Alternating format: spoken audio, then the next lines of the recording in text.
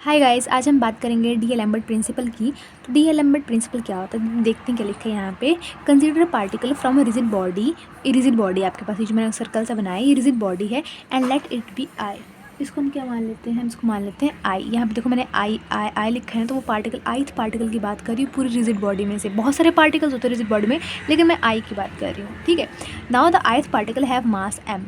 M यानी कि ice particle है तो मतलब एम आई आएगा, उसका मास एम आई होगा। ये देखो ये एम आई मास है, and having position vector are आई। उसका पोजीशन वेक्टर हमारे पास यहाँ पे आर आई है। अगर हम इस पे ज़रा से भी फोर्स लगाते हैं, उस पार्टिकल ज़रा से भी फोर्स लगाएंगे तो पार्टिकल, मान लो आपका पार्टिकल यहाँ पे, उसमें मैंने थोड़ी सी भी फोर्स लगा दी तो आपका पार्टिकल डिस्प्लेस होकर यहाँ पे पहुँच जाएगा। जब वो इतना सा मूव करेगा तो उसकी थोड़ी सी डिस्प्लेसमेंट होगी, इसको मैं लिख दूँगी डेल्टा आर आई। अभी डेल्टा क्या है, मतलब कि थोड़ा सा चेंज आ गया उसमें, वेरिएशन को बोलते हैं, चेंज और वेरिएशन को बोलेंगे हम डेल्टा। तो हम डेल्टा लगा दें, थोड़ा सा चेंज आया तो डेल्टा आर आई आ गया। मतलब थोड़ा सा, बहुत ही थोड़ा सा, यहाँ पे तो बहुत बड़ा मैंने बता दिया है, लेकिन बहुत थोड़ा होता है, ठीक है। तो वो थोड़ी सी चेंज को, इतने यहाँ से पार्टिकल यहाँ तक मूव किया और थोड़ा सा जो मूव करा वो वर्चुअल डिस्प्लेसमेंट होती है, ठीक है। तो यहाँ पे लिखा है particle ith particle it may displace, and let the displacement of ith particle called virtual displacement। virtual displacement वही होगी, थोड़ा सा भी मूव कर गया ना तो वर्चुअल डिस्प्लेसमेंट तुम्हारे पास होगी। अब स्मॉल मूवमेंट हो रही है पार्टिकल की, तो during displacement the coordinates of I में चेंज। कोऑर्डिनेट्स होंगे आपके आइथ पार्टिकल वो बदल जाएंगे थोड़े से मूव होने पे ही, एंड दस न्यू कोऑर्डिनेट विल फॉर्म। तो नए कोऑर्डिनेट आ गए, देखो यहाँ ओ का ओ डैश हो गया और एम आई पार्टिकल आपका यहाँ पे पहुँच गया, इतना चेंज आ गया। और चेंज ये जितना चेंज आया ये डेल्टा आर आई मैंने नाम इसका दे दिया, ठीक है। और जो shifting of coordinates is virtual displacement, थोड़े से शिफ्ट हुए कोऑर्डिनेट्स, वर्चुअल डिस्प्लेसमेंट का नाम दे दिया। और यहाँ पे टाइम कांस्टेंट था। अब देखो तुम खुद ही देखो, इतना सा पार्टिकल है, इतना सा, अब इतने में कितना ही टाइम लगेगा भाई, कितना ही टाइम लगेगा। ये तो फिर भी मैंने दूर बना दिया, मतलब बहुत ही ज़्यादा। यहाँ एक पार्टिकल है और यहाँ एक पार्टिकल होगा, अब कितना ही टाइम लगेगा। तो टाइम आपका इसमें क्या हो जाएगा, कांस्टेंट हो जाएगा। अब आपका पार्टिकल थोड़ा सा मूव कर रहा है तो मतलब वर्क, तो work W is equals to F S होता है। तो यहाँ पे हम अब एस को मैं कैसे लिख सकती हूँ, डी, यानी कि डेल्टा आर आई, थोड़ी सी डिस्प्लेसमेंट हुई। एस क्या होती है, डिस्प्लेसमेंट होती है। तो summation I with respect to I कर रहे हैं, एफ आई और डेल आर आई मेरे पास, इसको हम इक्वेशन नंबर 1 मान लेते हैं, ठीक है। अब हम बात करेंगे स्टैटिक इक्विलिब्रियम की, ठीक है। सबसे पहले तो हम इस डी एल एम्बर्ट प्रिंसिपल में सबसे पहले हम कहानी लिखते हैं कि जो पार्टिकल आपका मूव हो रहा है, मतलब मेन इसकी बात करते हैं कि इसमें हमारे पास फिर कोऑर्डिनेट जो होते हैं वो चेंज होते हैं। दूसरी बात हम यहाँ पे ये देखते हैं कि वर्क डन कितना हो रहा है, ठीक है। तीसरी बात हम यहाँ लिखते हैं ये कि हमारे पास वर्क डन हुआ, फिर हम मिलते हैं स्टैटिक इक्विलिब्रियम में क्या फ़र्क पड़ता है। फिर चौथा हम लिखते हैं डायनामिक इक्विलिब्रियम में क्या फ़र्क पड़ता है, ठीक है। तो स्टैटिक पहुँचे थर्ड पॉइंट पे। स्टैटिक इक्विलिब्रियम बहुत आसान हो जाएगा। स्टैटिक इक्विलिब्रियम का मतलब ये है कि आपके पास मान लो कोई बॉक्स है, ठीक है।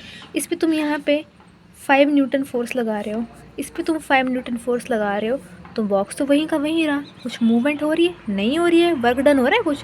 तुम्हारा बॉक्स इतना सा भी हिला, इतना सा भी हिला, नहीं हिला, मतलब वर्क डन आपके पास 0 हो जाएगा। तो जो हमने यहाँ पे इसको लिखा वो हम यहाँ पे 0 कर देंगे। आप सोच रहे हो मैंने यहाँ पे डेल्टा फिर से क्यों लगा दिया। थोड़े से भी चेंज को हम देख रहे हैं वर्चुअल डिस्प्लेसमेंट का कंसेप्ट, वर्चुअल वर्क का कंसेप्ट। थोड़ा सा भी मूव हो रहा है, नहीं हो रहा है भाई, बिल्कुल भी मूव नहीं हो रहा, तो 0। तो इक्वेशन 1 ये, इक्वेशन नंबर 2 आपके पास ये। अब आगे देखते हैं। अब चलो, ये तो मैंने लिख दी कि हमारे पास ये चीज़ था, तो ये चीज़ अभी इस चीज़ को मैं देखूँगी ध्यान से। जो मेरे पास फर्स्ट इक्वेशन थी ना उसको मैं लिखा। अब देखो हमारे पास फोर्सेस कौन सी होती हैं, यहाँ पे तो एफ आई है, तो हमें एक में 2 फोर्सेस इंट्रोड्यूस करवाऊँगी, एक एफ ऑफ ए और एफ ऑफ सी।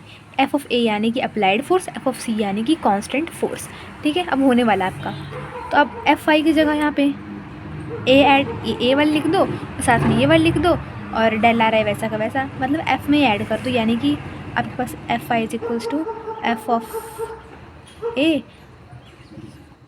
और याद रखना जो कांस्टेंट फोर्स होती है आपकी वो हमेशा 0 होगी। इसका कोई मतलब नहीं है यहाँ पे लिखने का, लेकिन लिखनी पड़ेगी हमें।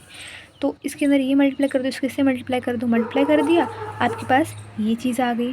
अब आपको मैंने बताया कि वर्क डन आपके पास 0 है, तो यहाँ पे तो 0 ही आने वाला है, ये वाली चीज़, ये 0 कर दी। तो अब कांस्टेंट फोर्स क्या होगी, 0 होगी, तो 0 लिख दिया। अब वर्चुअल वर्क 0 है, so F I A is equals to 0, but del R I is not equal to 0। देखो आपने अपना ये वाली वैल्यू इस तरीके कहते हैं कांस्टेंट फोर्स को, तो आपने इसको 0 कर दिया, रिमेनिंग आपके पास ये टर्म बची इज इक्वल टू 0। अब हम देखेंगे कि एफ आई जो है वो इसकी जो एफ आई है ना वो 0 के बराबर हो सकती है, लेकिन डेल्टा आर आई 0, डिस्प्लेसमेंट 0 नहीं हो सकती भाई। फोर्स तुम्हारी 0 हो सकती है लेकिन डिस्प्लेसमेंट तुम्हारी 0 नहीं हो सकती। तो अब हम बात करेंगे डायनामिक इक्विलिब्रियम की। तो डायनामिक इक्विलिब्रियम में आपके पास आता है Newton second law of motion. Newton second law of motion fourth step है लास्ट।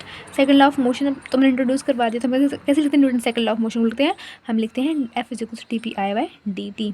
आई की बात कर रहे हैं तो आई पार्टिकल यहाँ पे भी लिखेंगे हम, तो D P I by D T. अब इसको मैंने क्या कर दिया, हम इसको कैसे लिख सकते हैं, डी बाई डी टी लगा तो यानी यहाँ पे ये आ गया, डेरिवेटिव का साइन यहाँ पे आ गया।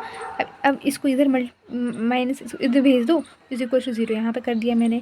अब मुझे होल पार्टिकल के लिए चाहिए, होल पार्टिकल के लिए यहाँ पे समीशन इंट्रोड्यूस करवा दूँगी, समीशन इंट्रोड्यूस करवा दिया, बस होने वाला है। अब मैंने आपको फिर से बताया कि फोर्सेस कौन कौन सी होती है, अप्लाइड फोर्स होती है और एक कॉन्स्टेंट फोर्स होती है। फिर से मैंने वही लिख दिया कि अप्लाइड फोर्स होती है, कॉन्स्टेंट फोर्स होती है एफ की जगह, और माइनस पी डॉट आई। और मैंने बोला कि कॉन्स्टेंट फोर्स हमेशा से 0 होती है, तो इसको इधर मल्टीप्लाई कर दो, इसको इधर मल्टीप्लाई कर दो, और इसको बेसिक वैसे रहने दो, मल्टीप्लाई हो गया यहाँ पे। कॉन्स्टेंट फोर्स हमेशा 0 की 0 रहती है हमारे पास। तो ये आपके पास रिजल्ट बन गया। Thank you so much. मैं अब स्क्रीनशॉट बता देती हूँ आपको उसका, you guys can take screenshot of it.